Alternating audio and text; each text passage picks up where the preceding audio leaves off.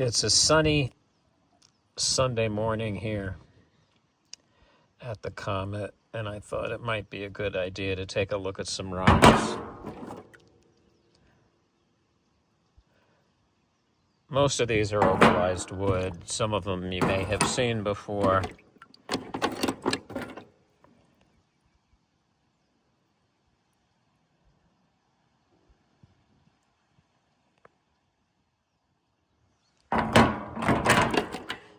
But I had been underground digging for a while and wanted to take a look at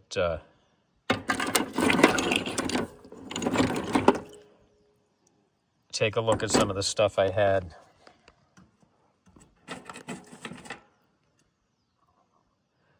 I'm sorry about the camera changing focus there. That's particularly beautiful, particularly nice. Colorful and lively. It's a slice of opalized wood. Here's the other half of it.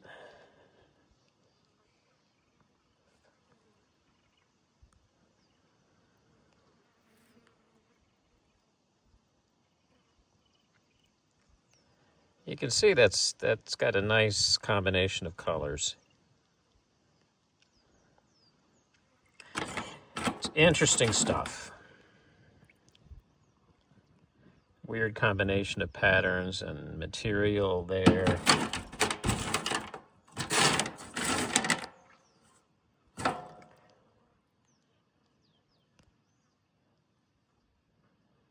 It's got some potch on the surface, but once I take that off, there's more interesting color underneath this stuff.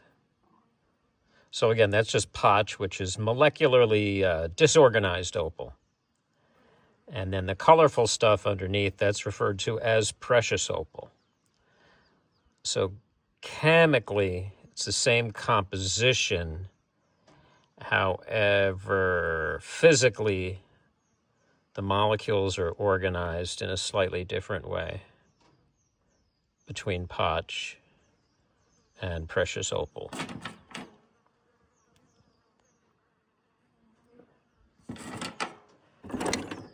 Let's take a look at some of this stuff.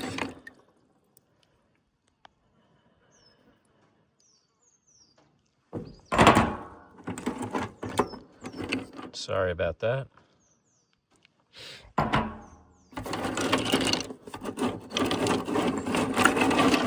Flies are pretty active this morning. I've spread on some rosewood and cedarwood oil stuff that's pretty good at keeping the flies off your face. However, it doesn't last all that long, and the flies are very determined some days.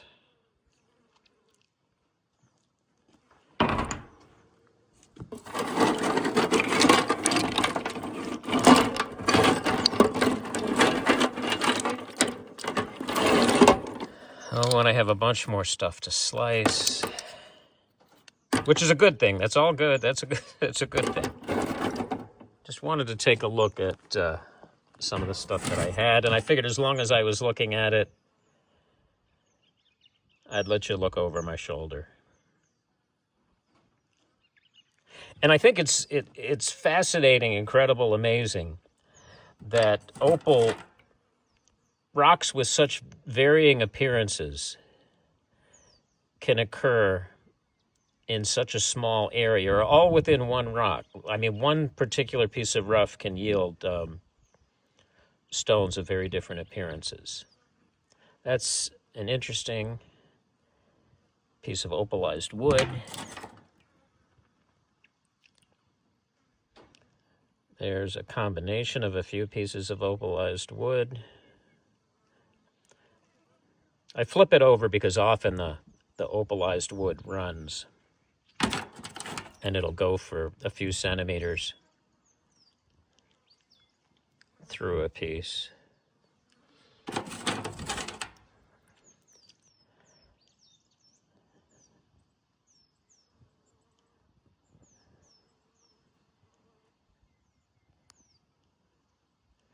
That should cut a very nice cab. I think I might keep that and cut that one myself. I mean, I'll cut the cab and then I'll wholesale the cab.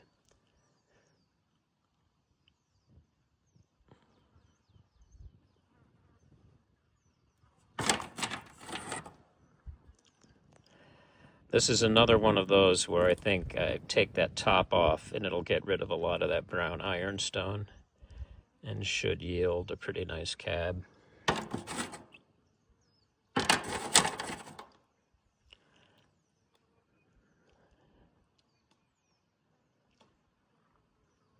That's an interesting piece. Here's the other side of it. Someone asked me earlier about this particular piece. I'm sorry I forgot to get back to you, but please feel free to ask me again. And these pieces of rough that have a lot of opalized wood in them, sometimes they do have a lot of opalized wood in them, and no matter where you put the saw blades, something pops out. So it can be tricky to decide how to cut it, or if you want to leave it as a specimen, or which cabs you want to preserve. And some pieces are going to get ruined, of course, with the saw blade or with the hammer when you're smacking a piece apart. Oops. All right, now I have a better idea of what I have here. And then, like I said, I need to slice some more stuff. But even though I do have stuff to slice and it's a nice sunny day, I think I am going to go underground today and dig for some more.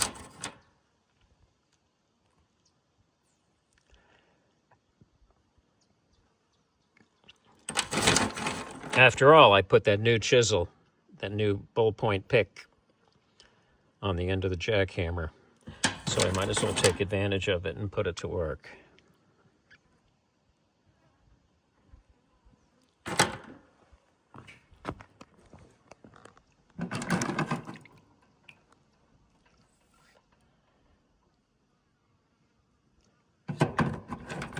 Now, this looks kind of interesting, okay, but then you see this color here, and I believe that this color and that color are connected. So when I grind this ironstone down, I think this will end up being quite a spectacular rock. I really like that bluey purple stuff. I think it can look fantastic. And it has that interesting sort of cathedral window pattern in the opalized wood. This is a similar piece of material, but smaller.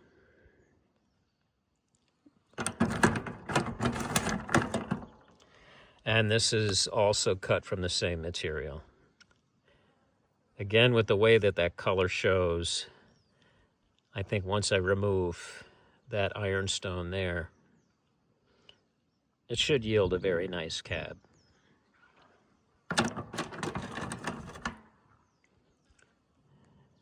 This is a piece of, well, it sort of comes off the bubble band matrix.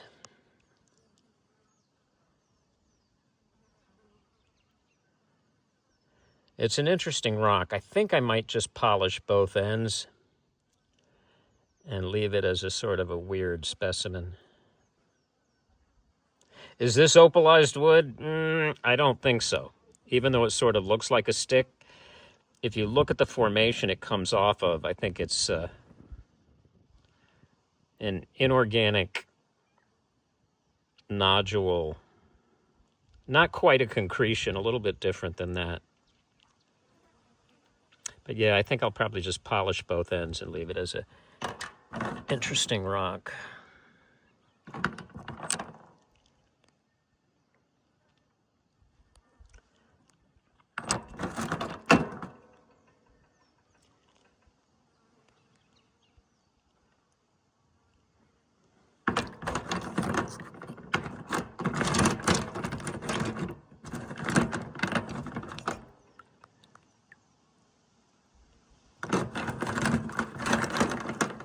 That's the other half of that red piece, which I think should yield a much more interesting stone. I think that there's some reasonable opal underneath that potch.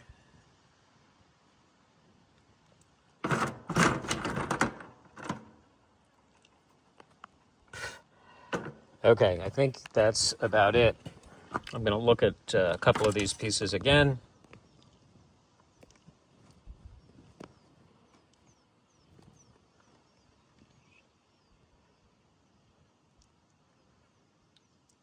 The flies are starting to annoy me, and it's about lunchtime.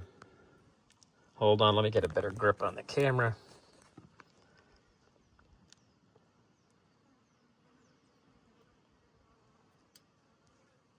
It's beautiful, beautiful, beautiful, beautiful.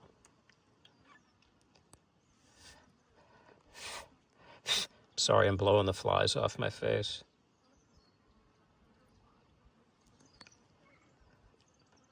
All right, it's about lunchtime.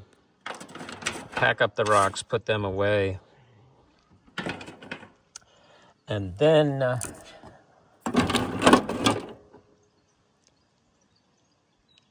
wait a second. Now, pack up the rocks, have some lunch. Then I will go back underground and dig for some more treasure.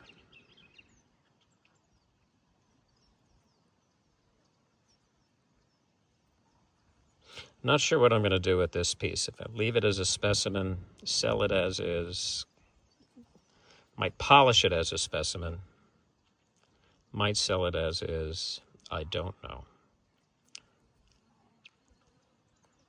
Thanks for watching. It's off to lunch. But wait, before we go to lunch,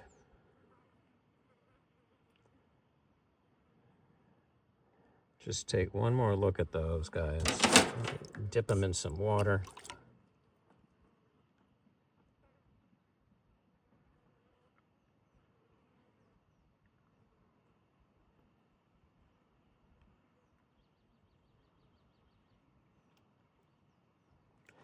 Now, after I've had a bit of that opal fix,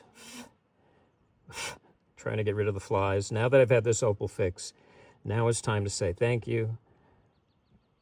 Off to have some lunch. Bye-bye.